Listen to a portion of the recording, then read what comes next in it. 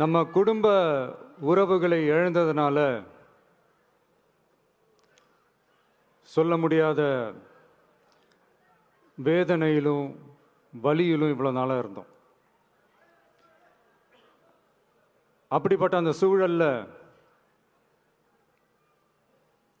நம்ம சொந்தங்களின் மனம் பற்றி இருக்க வேண்டியது நம்மளுடைய கடமை. அதனால தான் அவங்களோட சேர்ந்து அமைதி காத்து வந்தோம். ஆனால் இப்படி அமைதி காத்து வந்த நேரத்தில் நம்மளை பற்றி வன்ம அரசியல் வலைகள், அர்த்தமற்ற அவதூறுகள்னு இந்த மாதிரி நிறையா விஷயங்கள் நம்மளை பற்றி பின்னப்பட்டன, பரப்பப்பட்டன. இது எல்லாமே